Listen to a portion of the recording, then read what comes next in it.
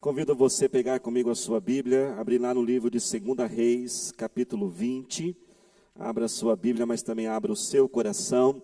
Tenho certeza, irmãos, que o nosso coração já está transbordando da presença do Senhor, porque só de nós ouvirmos, né, irmãos, o que Deus está fazendo já é algo realmente que nos enche, que nos restaura, mas Deus sempre tem muito mais para nós. Livro de 2 Reis, capítulo 20, e antes de nós lermos, vamos pedir que Deus fale conosco através da sua palavra. Feche teus olhos, repita comigo e diga assim: Senhor Jesus, fala comigo agora, não o que eu gostaria de ouvir, mas o que eu preciso ouvir.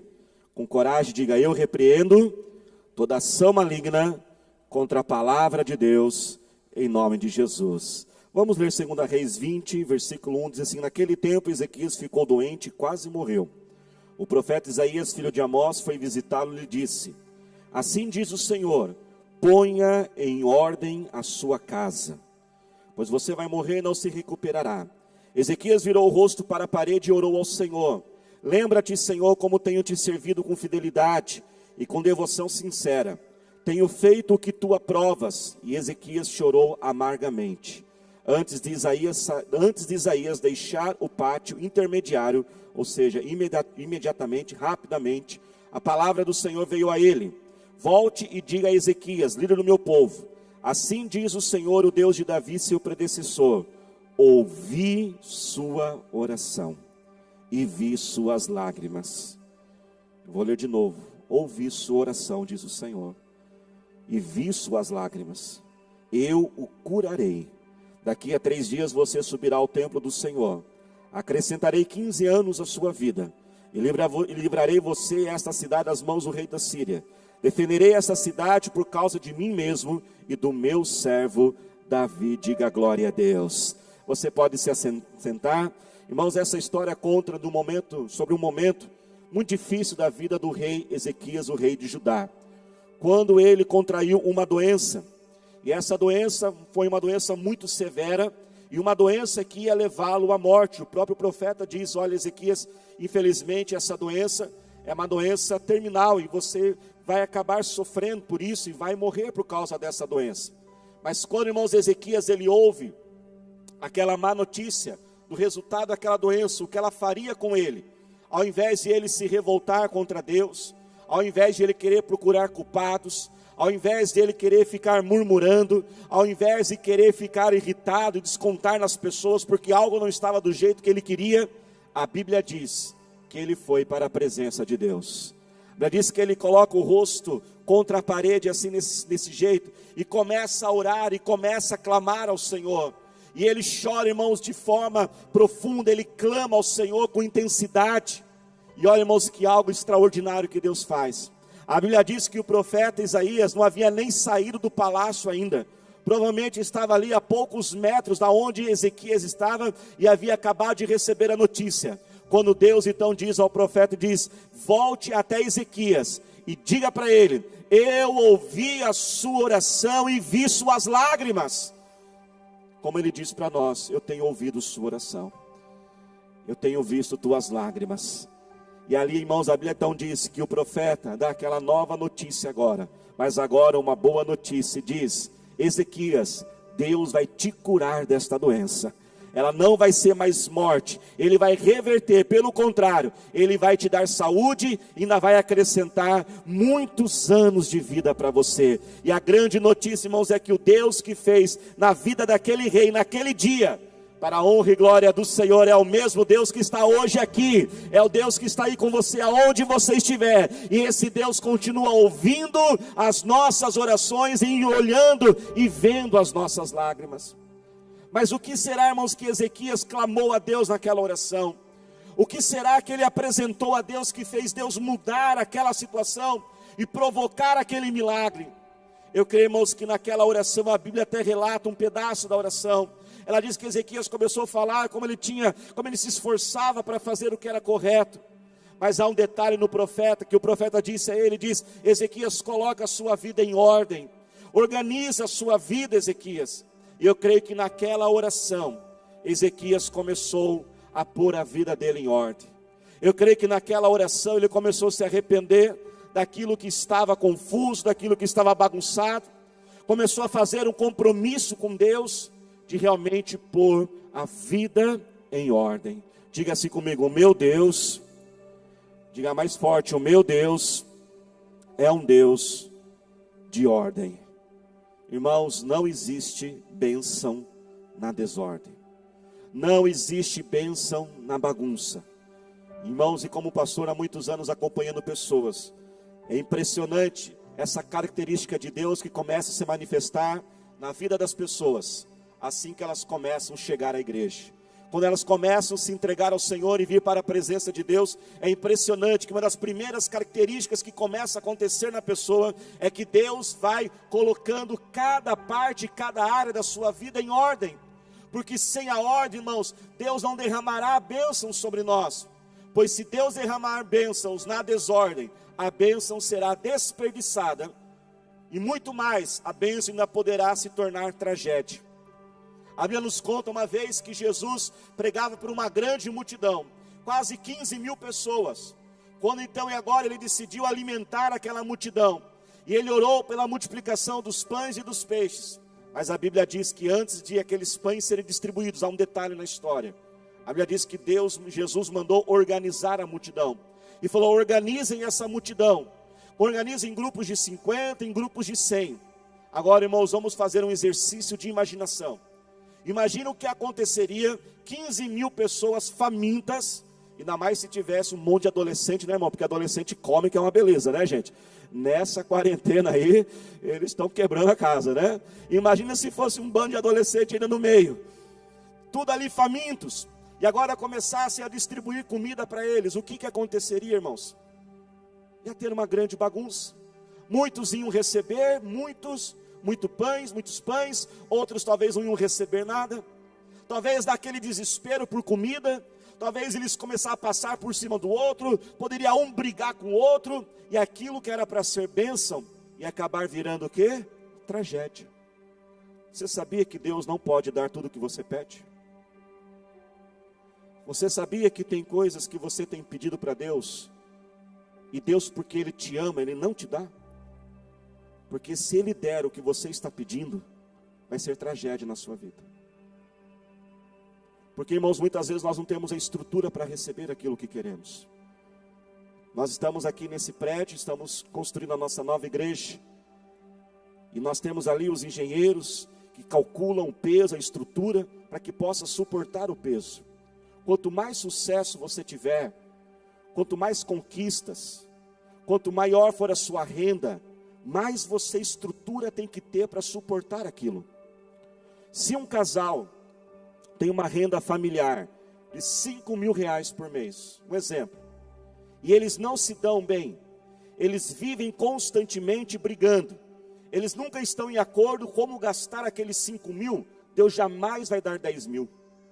Muitas vezes nós pensamos que se tivermos mais, aí haverá menos confusão.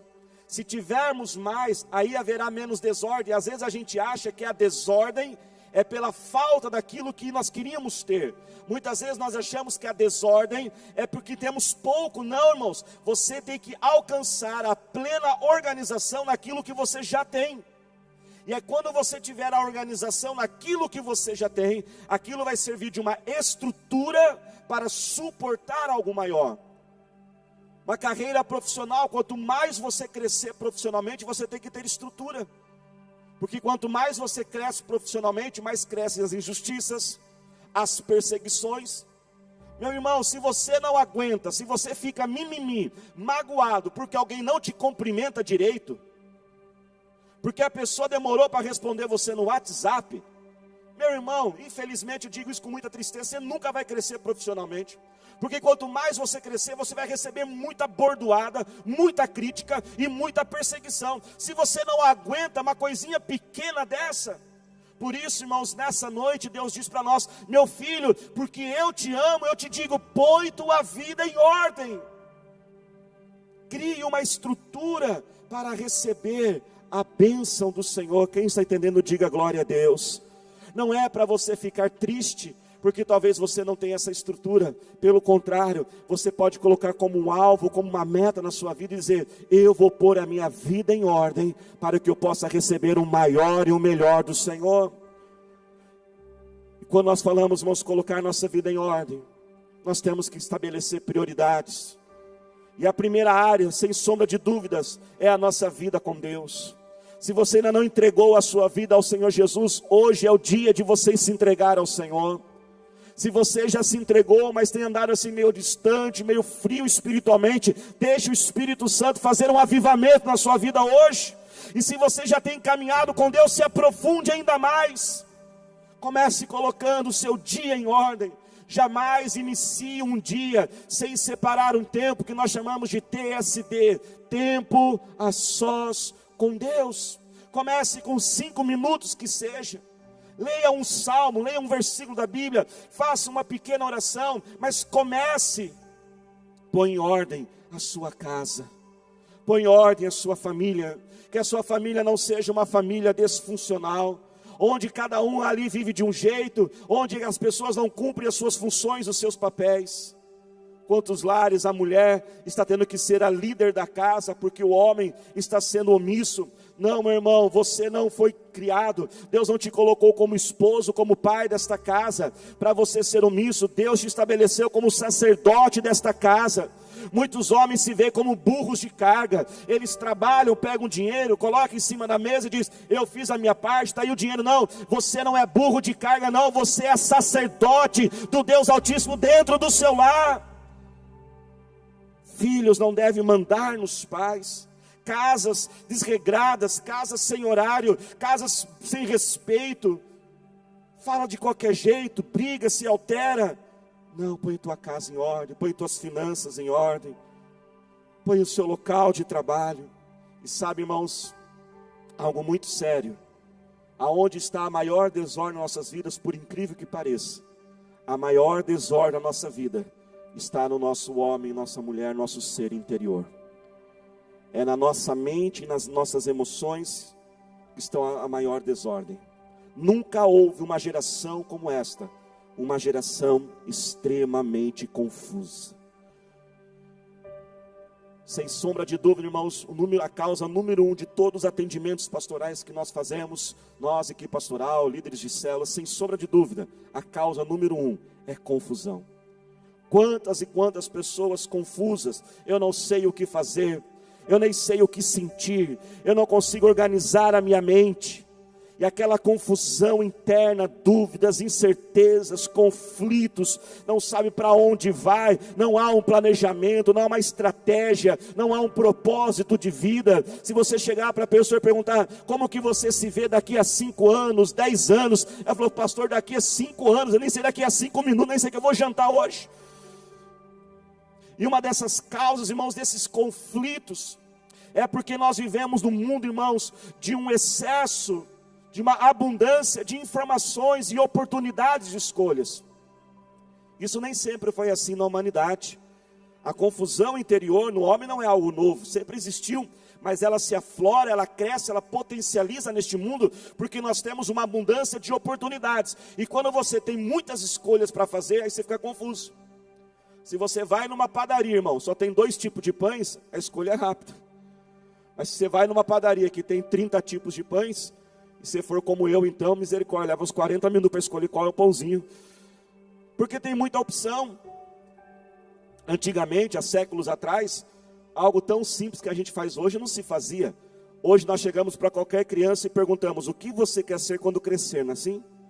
Sabia que isso é novo na humanidade?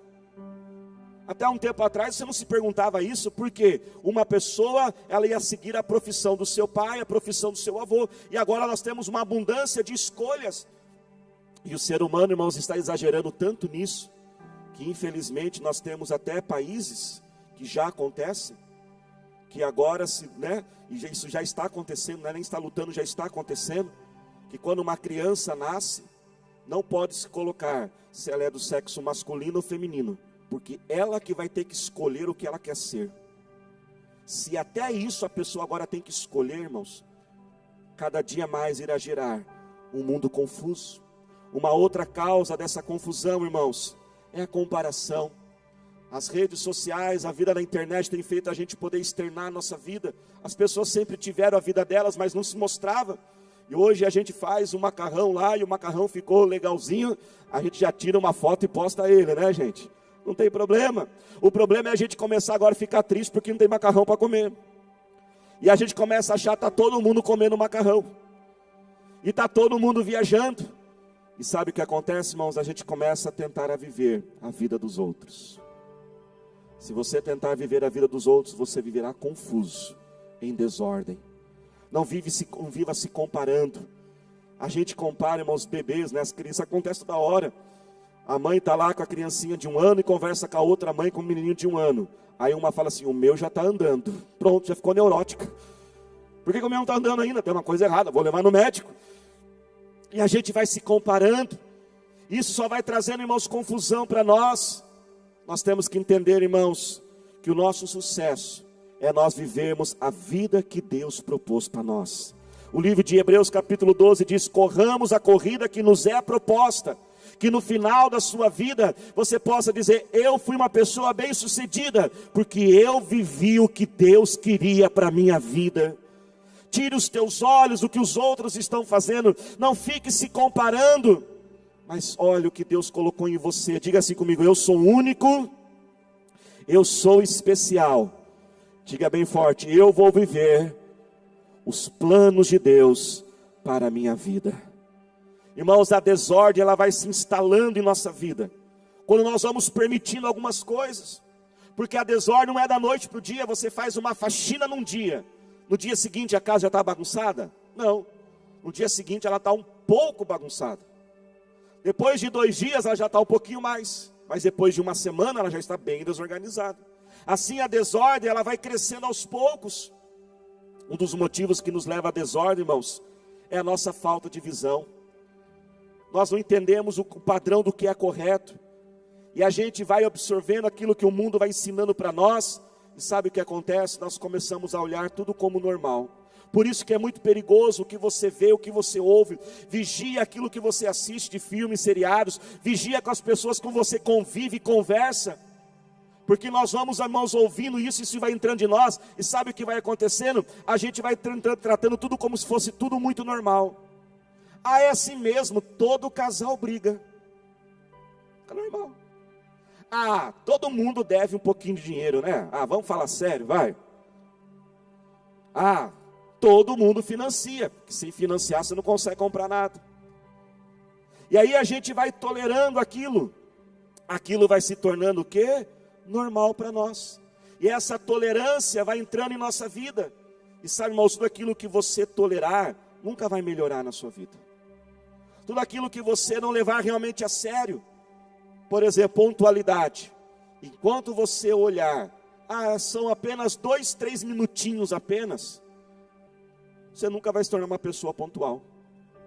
Por isso, irmãos, nessa noite, vamos praticar o que Romanos 12 diz.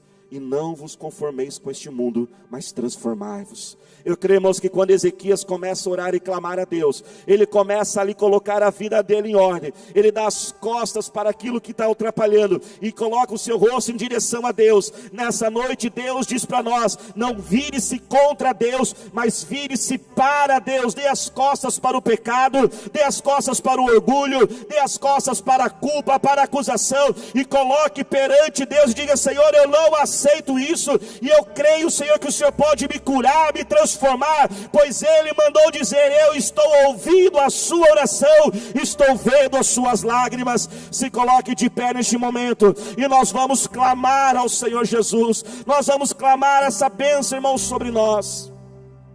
1 Coríntios 14, 33 se tornou um lema na minha vida.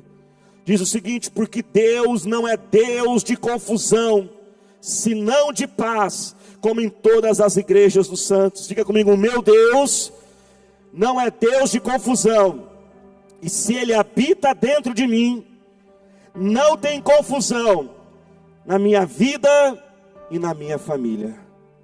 Todas as vezes, irmãos, que algo está assim confuso, difícil de resolver, e ali eu tenho aquela tentação, como todos nós temos, não é mesmo? Eu estou confuso, não sei o que fazer, e Toda vez, irmãos, que vem essa frase, eu não sei o que fazer, eu não sei por onde começar. Aliás, Deus manda dizer, algumas pessoas, Deus me deu essa palavra para hoje, que você tem que falar assim, eu não sei por onde começar. Deus manda dizer, eu vou iluminar a tua mente, e você vai ter uma saída para este problema, e vai encontrar uma solução. E toda vez que isso começa a entrar na minha mente, irmãos, eu ponho a minha mão sobre a cabeça. Eu faço exatamente isso. Eu ponho a mão sobre a cabeça e digo, meu Deus não é Deus de confusão. E se Ele habita em mim, não tem confusão na minha vida não. E a Bíblia diz que Ele não é Deus de confusão, mas Deus de paz.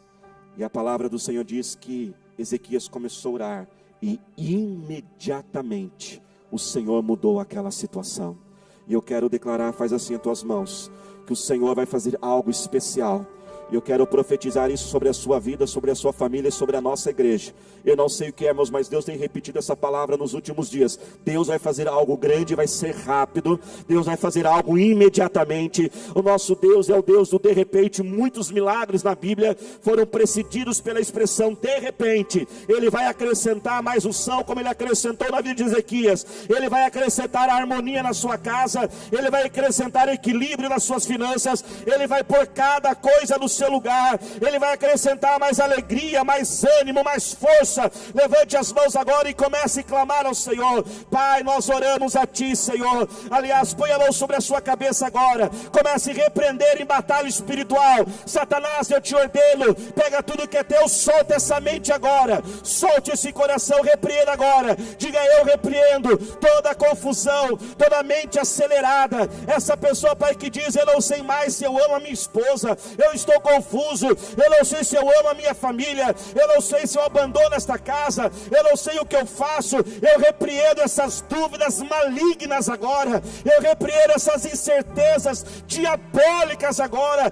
Eu expulso, te ordeno, Satanás, pega tudo que é teu e sai agora, em nome do Senhor Jesus. Pai, ilumina essa mente. Repreendemos toda a confusão na família, confusão nas finanças, a confusão interior, ó Pai, vai saindo agora, Senhor. Pai, muda esta sentença. Pai, nós temos recebido, Senhor, este ano, inúmeras notícias negativas, sentenças negativas, Pai. Tem ditos, ó meu Pai, que este ano está acabado, ó Pai, que é uma grande tragédia, mas nós declaramos, ó Pai, que o Senhor muda a sentença contra nós para boa notícia, Senhor. O Senhor está acrescentando. Agora sim, levante as mãos, comece a receber, vai adorando ao Senhor. Acrescenta agora a alegria, acrescenta o ânimo, acrescenta a paz, acrescenta saúde a este corpo, acrescenta força a essas pernas, acrescenta, Senhor,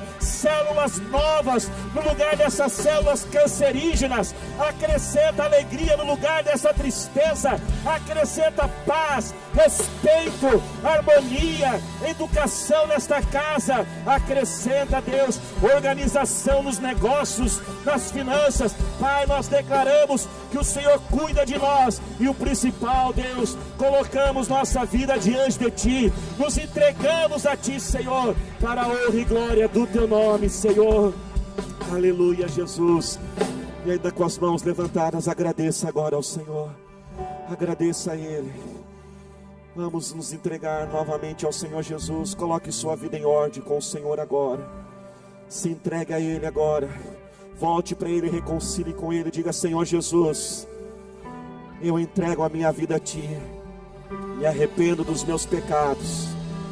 Venha agora, Jesus, e reescreva a minha história, coloca a minha vida em ordem. Eu preciso de Ti, Jesus.